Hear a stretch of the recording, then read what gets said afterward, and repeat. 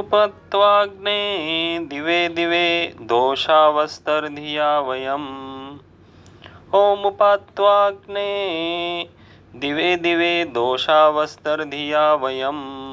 नमो भरन्त MC, नमो भरन्त MC. आइए पुनः वेदों की अध्यात्म धारा में आपका स्वागत है। आइए ऋग्वेद का मंत्र का चिंतन करते हैं। 7वें मंडल के 20वें सूक्त का छठा मंत्र है। आइए सभी मिलकर पाठ करते हैं। ओम नोचित सभ्रेशते जनो, ओम नोचित सभ्रेशते जनो, नरेशन मनो यो अस्य घोरम आविवासात्, नरेशन मनो यो अस्य घोरम आविवासात्।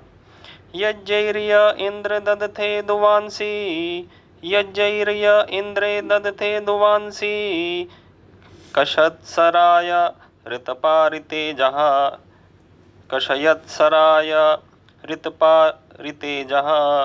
मंत्र का शब्दार्थ है, यह अस्य जो इस इंद्र के, घोरम मनः अकर्मी और दुष्कर्मी के प्रति भयंकर मन को, यज्ञैः आविवासात् यज्ञों के द्वारा सेवा करता है, प्रसन्न करता है।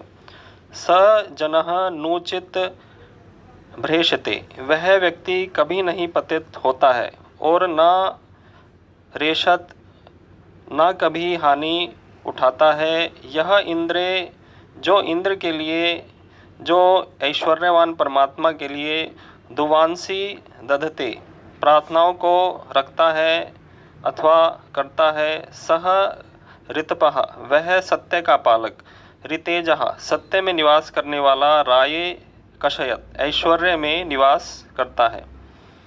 हिंदी सरलार्थ है, जो उस परमात्मा के अकर्मी अथवा दुष्कर्मी के प्रति भयंकर मन को यज्ञों से प्रसन्न कर लेता है, वह व्यक्ति ना कभी पतित होता है और ना कभी हानि उठाता है। जो ऐश्वर्यवान इंद्र परमात्मा की प्रार्थना करता है, वह सत्यवादी और सत्यप्रिय व्यक्ति ऐश्वर्य में निवास करता है।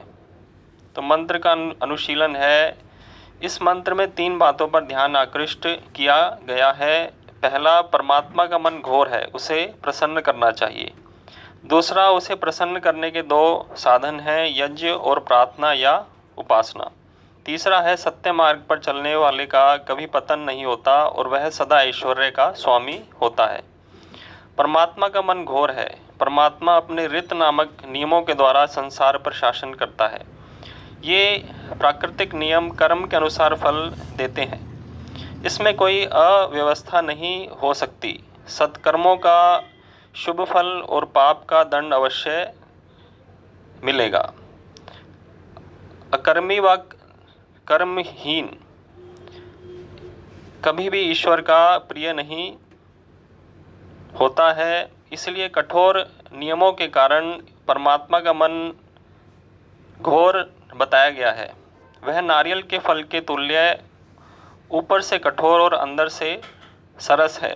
पापी ईश्वरीय नियम को तोड़ नहीं सकते हैं, अतः उन्हें परमात्मा घोर और कठोर प्रतीत होता है। सत्कर्म का मार्ग अपनाने पर वही परमात्मा दयालु, भक्तवत्सल और प्रिय प्रतीत होता है। उसको प्रसन्न करने से ही ज्ञान, ऐश्वर्य और आनंद की प्राप्ति होती है। उसकी प्राप्ति के लिए 2 साधन बताए गए हैं, यज्ञ और उपासना। अग्निहोत्र आदि यज्ञ अर्थात उत्तम कर्मों के द्वारा प्रकृति का संतुलन स्थापित किया जाता है, और उपासना ईश्वर के ध्यान, चिंतन, मनन के द्वारा परमात्मा से एकात्मा की अनुभूति की जाती है। इस एकात्मा की अनुभूति से मनुष्य दुर्गुणों से विमुख होकर सद्गुणों की ओर अभिमुख होता है। यही मनुष्य के उत्थान का प्रथम सोपान है। जो परमात्मा के मन को प्रसन्न करता है और सत्य का मार्ग अपनाता है, वह कभी पतित नहीं होता है और ना कभी हानि उठाता है। पतन और हानि असत्य व्यवहार से होते हैं। सत्य का मार्ग कठिन अवश्य है, पर परमार्थतः सुख समृद्धि का साधन है। इसलिए मंत्र में शिक्षा दी गई कि मनुष्य आस्तिक बने और परमात्मा से सामीप्य स्थापित करे। तो इसलिए हमें निश्चय से ही ईश्वर के कठोर मन को, भयंकर मन को प्रसन्न करना चाहिए यज्ञादि कर्मों के द्वारा, क्योंकि ईश्वर अकर्मी और दुष्कर्मी के प्रति बहुत ही भयंकर है। वह चाहता है कि प्रत्येक व्यक्ति सत्कर्म करे और ईश्वर की उपासना में अपने मन को लगाए कि जिससे उसे आनंद की भी प्राप्ति हो और सदैव सत्य के मार्ग पर चले, अपने कर्तव्य कर्मों को निष्ठापूर्वक करता रहे कि जिससे वह ऐश्वर्यवान हो, सभी प्रकार के सांसारिक और आध्यात्मिक ऐश्वर्य उसे मिलें, ईश्वरीय आनंद की प्राप्ति हो और जो भी सांसारिक सुख जीवन के लिए आवश्यक है वह भी उसे प्राप्त होते रहें। तो आइए यज्ञ और उपासना के द्वारा ईश्वर को प्रसन्न करें और सुख और समृद्धि को बढ़ाएं। इन्हीं शब्दों के साथ मैं अपनी वाणी को पूर्ण करता हूँ। ओम शम।